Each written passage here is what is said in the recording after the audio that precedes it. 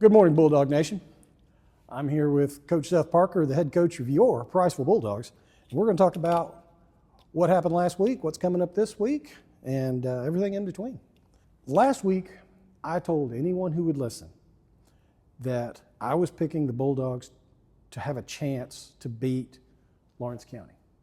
Just the improvement that they had made week over week, and looking at how Lawrence County played against certain teams and what they were giving up to other teams and whatnot, I truly felt that the Bulldogs had an excellent chance of stealing a game on the road. As long as they cleaned up pre-snap penalties, turnovers, get out there. If they clean those up and play the way they're capable of playing, they would walk away with a victory. What happened? Well, I think, kind of a lot like what you said. I think we cleaned up a lot of play. I think, it's kind of interesting the way you look at it. I think we've changed our mindset a little bit. And I totally understand kind of your perspective on it is, everybody going into the game thought that it was one that, we were an underdog. We may have a chance to win, I really think, one, it was a good matchup for us. I think we matched up well with them. But I think that our kids expect to win. I know that may sound silly with the way that our record looks, but our kids expect to win. And we felt like we had a really good opportunity to go over there and win and not even look at it as stealing one. We really felt like, hey, we're still a good team. We can go over here and win this game. And you're sitting there with the lead with a minute to go, and it comes down to a couple third or fourth down stops. And, we just, unfortunately, a couple times this year, we just hadn't been able to make that big stop at the end of the game. Go back to the West Point game, this game, you're sitting there, a play here, play there. And you could say that all the time at any level. Absolutely. But, play here, play there. We're sitting here at 500 with a playoff spot already locked up. So, but to your point, I think there's still a couple, poor decisions or pre-snap penalties. I think we had like 3 or 4, and it seemed like 3 or 4 in a row there at the end of the game, right where we were about to go in and score.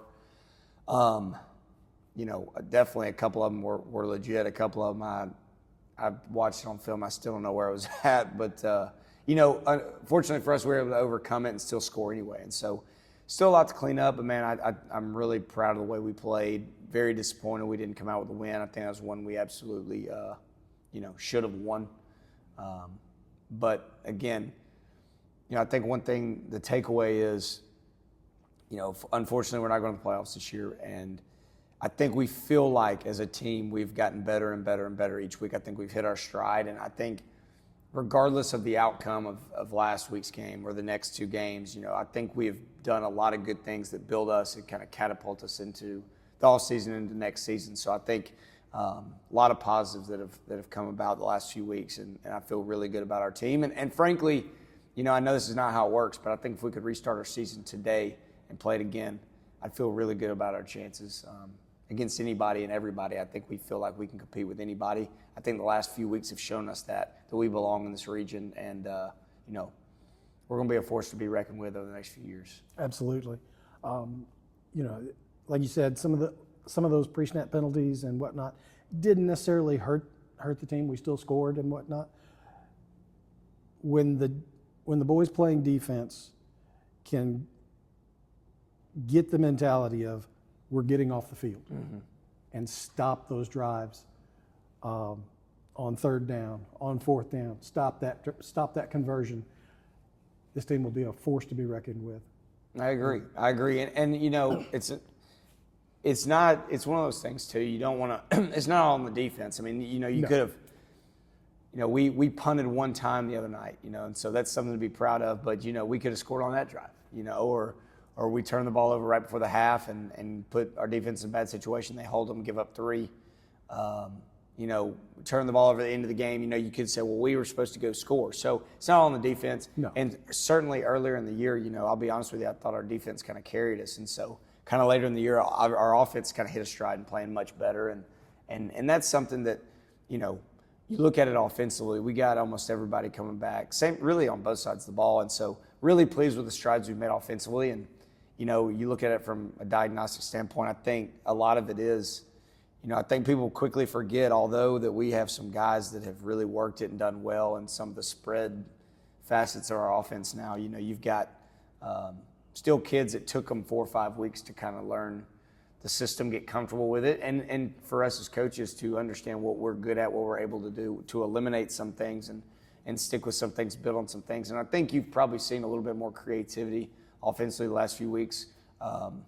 Maybe not so much last week because we kind of got into the game and we're able to just kind of run what we ran, but just being able to layer it, and as the kids understand it more, understand the verbiage, get more comfortable with it, I think we've hit a stride. Absolutely. The running game has made improvements week over week over week. And last week you saw the passing game catch up.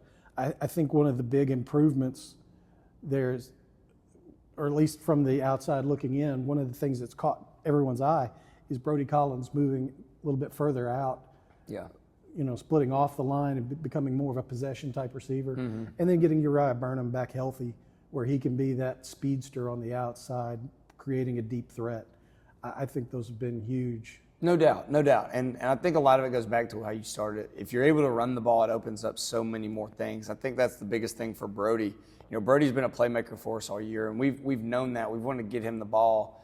And I'll be honest with you, he's somebody that we kind of, a lot of times we build a game plan around. You want to get him the ball.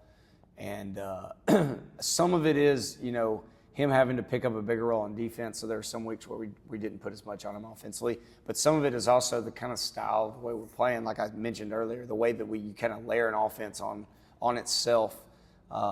Some of the things we're able to do in the run game or some things we're showing a lot of are able to open Brody up in other ways. But he's also made some really good plays for us, He made a good catch against Fairview, kind of in the slot, like a little slot fade that was honestly a little bit off schedule. Really wasn't supposed to go there, but he made a great play. And then, of course, this past week our offensive staff has done a pretty good job of getting Brody open on some I don't even want to say trick plays, but some gimmicks where they lose the tight end. And Brody's just he's a tough matchup because he is a very athletic kid, but he's also a dangerous blocker. I mean, if you're able to watch some film from this past week, he was throwing dudes out of the club, man. Like he was smoking people. So you do that, you have to play him as a blocker, but then all of a sudden he's going to slip around you and go catch a ball and run for 15, 20 yards. So, yeah, he's been great the last couple weeks, and, I wish we could redshirt him or something like that and keep him around for another year. Absolutely. That would be very nice to have another year or two of. Russellville coming in this week. New coach, same Russellville. Nothing. They're still hitting on most of the cylinders and just trucking on being doing things Russellville does. Yeah. Where are they most dangerous? On the defensive side, offensive side, both?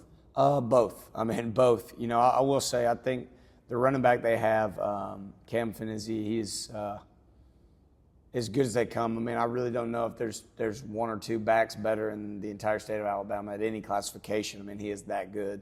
And if you're in attendance Friday, you'll see quickly how good he is. We got a lot of respect for them, and they are, like I said, I mean, Russellville's Russellville. I've everybody that knows high school football in Alabama, not just North Alabama, knows the Russellville Golden Tigers and, their facilities and the players that have played there, the coaches that have coached there.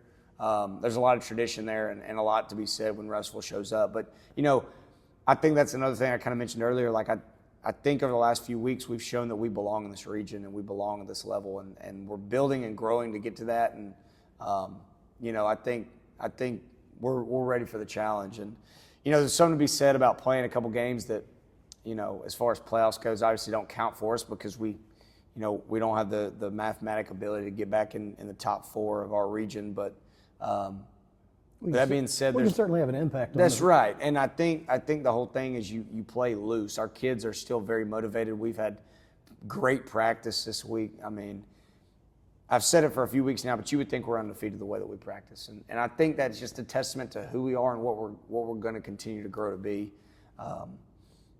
Getting better and better and better each week and attacking practice the way it's supposed to. If we do those things, I feel really good about our chances on Friday. And like you said, they're not just good on offense; they're really good defensively. And so we're going to have to move the ball, going to be able to run the ball and kind of stay on the field, keep our defense off the field because, like I said, if that back gets, if he gets more and more touches, he's going to have a better chance to score, obviously, and he is very dangerous. So we got to wrap up and play well, tackle well, and stay on the field. But, like I said, and I don't say this with arrogance or anything, and, it's just I think our kids expect to win. I don't think they care who they play, and that may sound crazy, but I think that's kind of what we're building here, and they expect to win. I don't think that's crazy at all, especially you consider the tradition that Russellville has, but then you also consider that the middle school team met them in the championship and lost by a couple of points. Mm-hmm. One year, the next year they went over there and beat them, and then our JV team took them to the wire and almost beat them. So Russellville knows who we are. No doubt. And they're aware that we're coming for them. That's right. That's our goal. And again, it's one of those things you want to compete. If you want to compete at the highest level, if you want to win this region, you got to. Of course, I know Fairview won our region this year, but Russellville's kind of been the perennial leader of this region. And if you want to win this region, if you want to be the best, you have to beat the best. And so again, we're excited to see where we measure up against them, and excited to play another game, have another chance to prove ourselves. Absolutely. You mentioned great practices this week. I kind of want to hone in on a little area in there. Who on the scout team has really shown up this week? Man, that's an easy question, easy answer this week. Jake Hamilton. Jake is somebody that has not played very much for us on Fridays at all this year. He's been great on Monday nights. But Jake really is somebody that absolutely should be in the mix and should be playing for us. He was kind of right on that cusp right there in week 3, 4, 5, and was about to start rolling and playing a good bit, and had an elbow injury on a Monday night, and it kept him out for 3 or 4 weeks. And so we got him back last week, played well in practice, and we had anticipated kind of the game plan that we had to play him on Friday night, and we got in a situation with kind of our run game, what we were doing, we weren't really ever forced to get out of it, and so we kept the personnel in that we were playing. But Jake is somebody he's going to start for us this week. He's going to play for us this week, and has been great, not just as a blocker, as a pass catcher. And talk about Brody Collins, leaving us and moving on and graduating. I think Jake is somebody that can fill that role and be kind of like a Brody type, but also can kind of play a little bit more of a receiver role too. So really excited about him. I'm excited to see him play this week. More height than Brody has. Right, a little bit more height. Not as thick or as big as a blocker, but maybe more agile in space a little bit. And I'm really excited to give him an opportunity to play because he's earned it. He's earned it. And last Friday we got back, and of course everybody's upset about the loss, but I went in there and talked to him like, hey man, I just want you to know, I realize that we didn't get you in when we were expecting to do that. We owe you. I'd say we don't owe anybody anything, but he's earned it. He's earned it, and so he's going to get that opportunity this week, and I expect him to excel. Outstanding. Bulldog Nation, it's Russellville. I fully will expect them to bring 1,000, 2,000 people into our house to try and have more people and be louder. We can't let that happen. Friday night, the assignment. Be there, be loud, be proud. We are Bulldogs. This is Coach Seth Parker. Thank you for your time. Thanks. Go Bulldogs. Go Bulldogs.